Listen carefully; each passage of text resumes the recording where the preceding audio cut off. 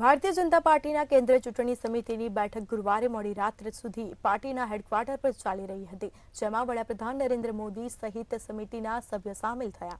એવું માનવામાં આવી રહ્યું છે કે બેઠકમાં એપ્રિલ-મે મહિનામાં યોજનારી લોકસભા ચૂંટણી માટે પાર્ટી ઉમેદવારોના પ્રથમ લિસ્ટને અંતિમ સ્વરૂપ આપવા પર મંથન કરવામાં આવ્યું. ભાજપ અધ્યક્ષ જેપી નડ્ડા અને કેન્દ્રીય મંત્રી અમિત શાહ અને રાજનાથ સિંહે પણ બેઠકમાં ભાગ લીધો, જેમાં પાર્ટીએ ચૂંટણી પંચ દ્વારા 543 લોકસભા સીટ પર ચૂંટણીની જાહેરાત કર્યા પહેલા પોતાના ઉમેદવારોના નામ પર વિચાર કર્યો. ભાજપ હેડક્વાર્ટરમાં થઈ રહેલી બેઠકમાં અલગ અલગ રાજ્યોના નેતા પણ સામેલ થયા.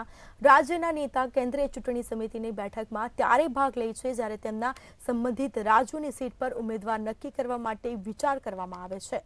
ભાજપે 2019માં જે સીટ પર હાર મળી છે તેની પર વિશેષ ધ્યાન આપવાની યોજના બનાવી છે. તેની પર ઉમેદવારોના નામના પ્રથમ લિસ્ટની જાહેરાત થઈ શકે છે. માનવામાં આવી રહ્યું છે કે ભાજપે 10 માર્ચ પહેલા ઓછામાં ઓછી 300 સીટ પર પોતાના ઉમેદવારોના નામની જાહેરાત કરવા ઈચ્છે છે, જેથી ઉમેદવારોને તૈયાર કરવા માટે પૂરતો સમય મળી શકે અને એનડીએનું 400+ સીટનું સપનું સાકાર થઈ શકે.